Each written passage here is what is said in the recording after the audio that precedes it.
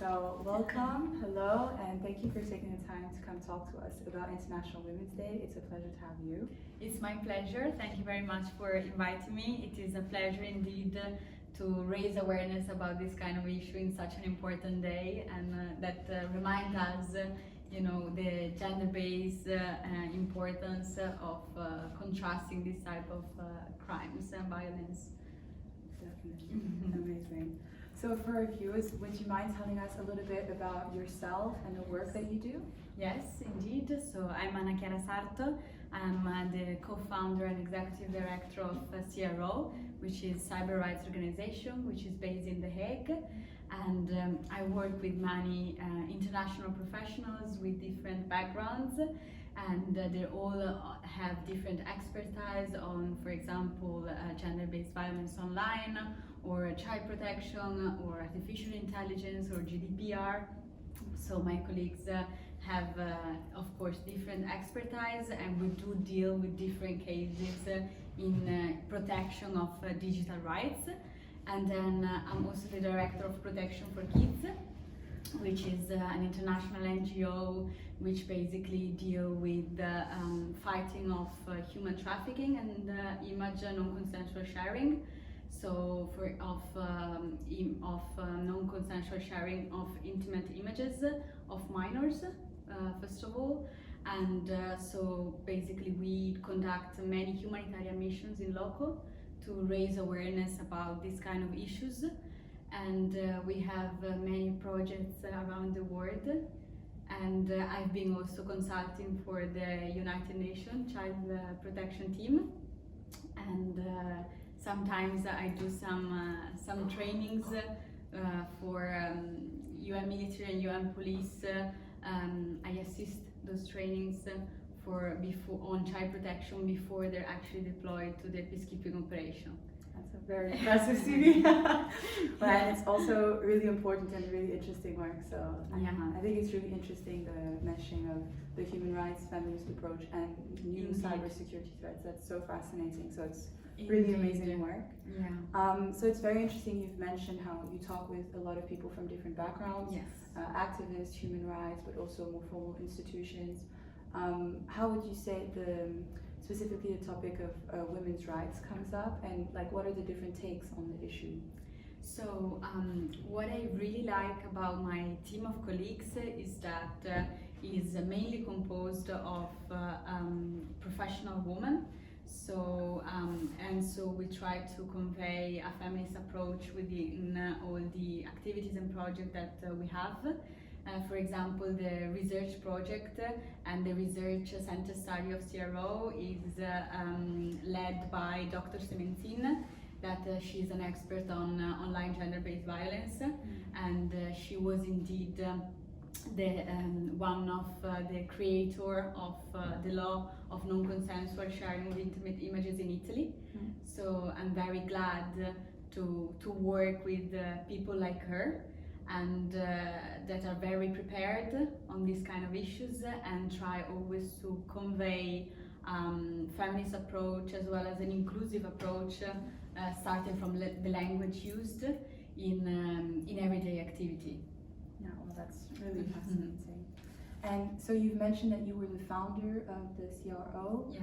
Notoriously, cyberspace, cybersecurity, those kinds of spaces are mostly male-dominated. And the fact that especially you focus on having a feminist issue, how do you manage and navigate this space, and what are the progress that you've seen have happened in the few years that have passed, but also some of the challenges that remain? Yes. So indeed, with, for example, the COVID pandemic, we saw a huge actually rise of cases of gender-based violence online, according to Amnesty. The last report of 2021 actually proved this, and we have been dealing, and we are currently dealing with many cases of victims of online gender-based violence. And indeed, as you said, it's sometimes it can be difficult to represent even an organization as the one that we are, because the field of cybersecurity of cyber law as well is mainly dominated by males. So in the beginning, especially when I started working in 2019, it was a bit difficult, let's say, to get in this kind of environment, to raise our voice and to advocate for these rights. But eventually, what we really try to invest is in the preparation, is in the knowledge, is in the transfer of knowledge, and indeed, if you are an expert on what you say, what you do, in the work you carry out, it's important. And I think, and I found also many supporters, many male supporters. For example, the other co-founders are two males, and they really listen to us. They have more cybersecurity background rather than, for example, myself and Dr. Sementina. And so indeed it's very nice and to work within an environment where you feel listened and supported, and where basically at the end of the day you can conduct projects which indeed embrace values such as inclusivity and and the fight against gender stereotypes, which is indeed the roots of gender-based violence. Definitely, I would completely agree with you. I saw on your website that you've included a lot of the sustainable development goals, kind of as the pillars for your company. And I was wondering, do you implement and foster a certain work culture to kind of foster those goals? And I was wondering, how do you evaluate how well you're achieving those goals, and what are some of the challenges that remain, maybe? Yes, this is something very important to us. So after the 2030 agenda came up and the 70 Sustainable Development Goals, we really try as cyber rights organization to embrace as many of the goals as possible in the project that we carry out, but also in the events where we participate. We really think that nowadays you cannot deal with a new project, with a new activity, participate in an event not considering the fact of embracing the Sustainable Development Goals. So, for example, of course, the goal number 5, gender equality, is one of the goals we're trying to embrace from the creation of the organization.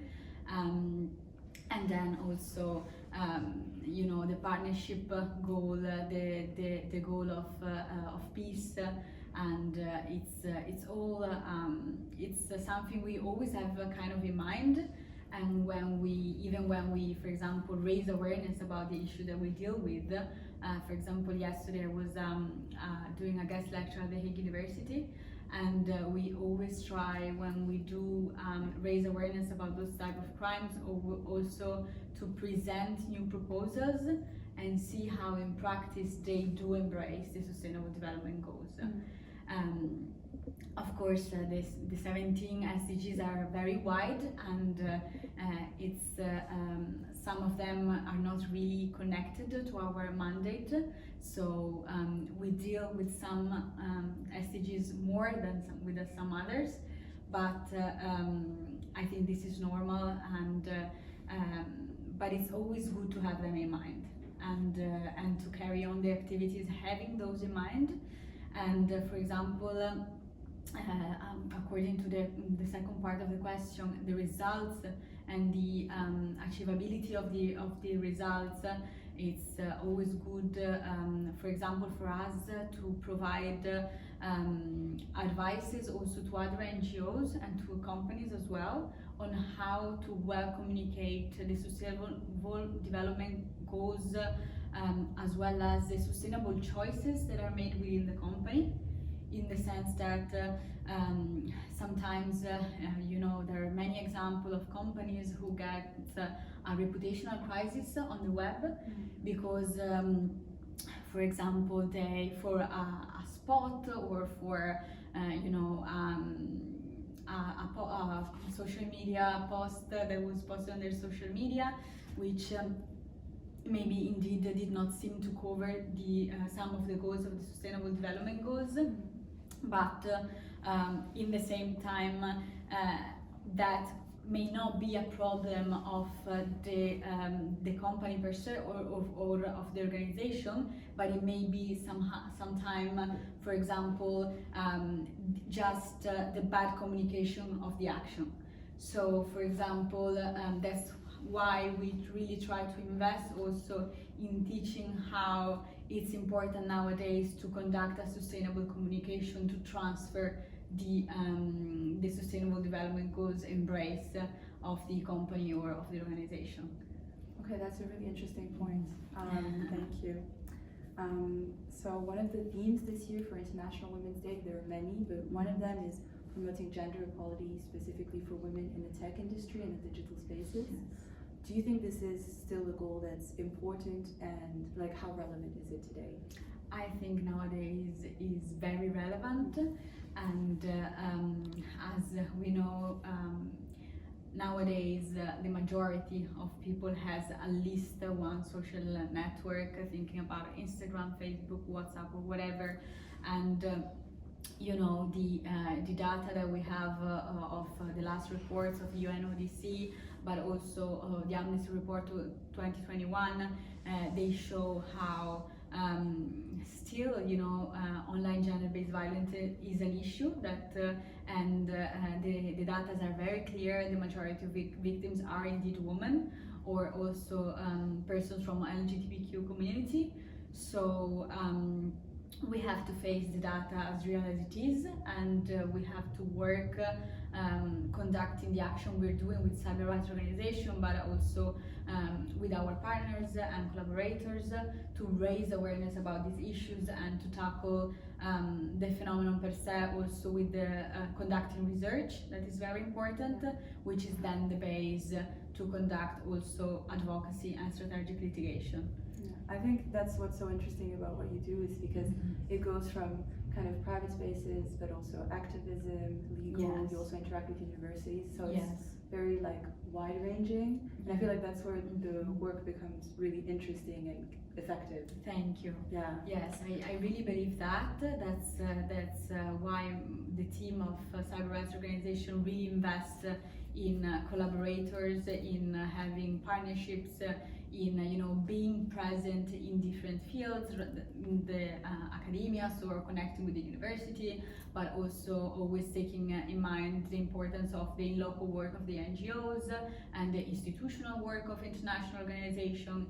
It's we have a lot of work to do indeed, and we're very aware of the fact that when it comes to digital violence, when it comes to online gender-based violence, there's a lot of work to do, and we can only really make an impact and really make a difference if we indeed we create a net, and through the networks we cooperatively work to achieve the same goals. Yeah, definitely. So yeah. Can I ask you, what is something that you would look for example, when you're going to do a partnership with an external? So first of all, we really look forward to the ethical and moral values of the other organization or of the other actor in question, and sometimes it was a bit surprising for me when I came here in the Netherlands and had these many different meetings with different organizations that many of them were kind of surprised that our organization reached out to present ourselves, to try if there was a mutual possibility of cooperation, because they felt that somehow there is a wide kind of competition within this field, and yes, and I think it's something that surprised me in a very bad way, of course. But from the other side, it really enforced my my willingness and the willingness of the team to strive for cooperation, because yes, if the real goal in mind is, for example, to reduce online gender-based violence, you can only do that if you do network and with the strategic partnerships. Definitely. Yeah. I mean, I think you're taking the right steps already Thank towards you. that. I hope so. I hope so. I think so. And just a last question. We've talked about how cyberspaces, cybersecurity are more male-dominated fields. Mhm. Would you have any advice for young students or young professionals, particularly women, how to enter this space, and how maybe if they don't specifically work in feminist cyberspaces, how to bring feminist points of view and approaches to the other parts of cybersecurity? Well, one of the most powerful people I met in my academic path, it was my first day at the Hague University, and I had this professor, and she told us the first day of university, she was saying, please do yourself a favor, and tonight when you go back home, look at and try to look for your ideal vacancy in the web. Try to look for your ideal job vacancy, and then afterwards look at the requirements that specific vacancy requires, and from the day after try to work to achieve those requirements. This is something that really indeed made a difference in my academic and professional path, because there are some vacancies that indeed require, for example, 4 years of experience, and you say, but how can I have 4 years of experience if indeed I just graduated, you know? So, for example, what it really made a difference to my life, to my academic and now professional life, was to start working while I was doing the university, or for example, to do internship during the summer. So this really brought to my career an added value, and so I think it's important to commit and to study, to work, to get experience, and then of course it's also, at least what it made the difference in my path as well, was doing a lot of in loco humanitarian experience, because sometimes you can really get also, for example, feminist approaches, teachings, being in the other side of the world. For example, when I was in humanitarian mission in Nepal, in Kathmandu, I was within this center of victims of commercial sexual exploitation and some preference cultures, and within this organization, I really felt the power of sisterhood and the power of woman empowerment, and how sometimes through the sharing of vulnerabilities you find the starting point to achieve woman empowerment. So I think it's very good to try to embrace different feminist approaches also from all over the world, because yes, that's a way to be more I would say comprehensive, so to be more broad, more wide, also open-minded as well. Just to follow up on that, because Yes. I'm curious now. So you mentioned how going somewhere else opens a new, it gives you new perspectives. Yes. Because when I was looking at the website, yes, I did see a big focus on human trafficking, Yes. which is not necessarily an issue that we automatically think of maybe here. Yeah. So could you expand a little bit more on Yes. some different perspectives that you've learned from outside of the university, maybe? Yes. So actually, the issue of human trafficking, it's something that it's a bit of a taboo. It's a bit of a topic that we don't really feel related until unfortunately maybe you get a person of your family that is a victim, or that someone that that becomes a victim, and that's sometimes too late.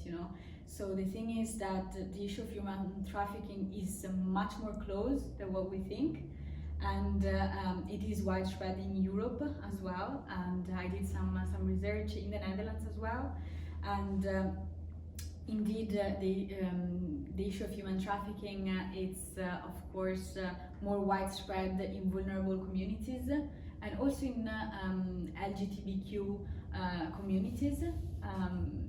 For example, I've been working in Nepal, I've been working in India and in Gambia as well, in a community that are affected by this crime. But since 2010, the reports are very clear that the 82% of the victims of the crime of human trafficking shifted from real life to online and digital life. And so the social media, for example, are indeed one of the vehicles through which human traffickers recruit victims.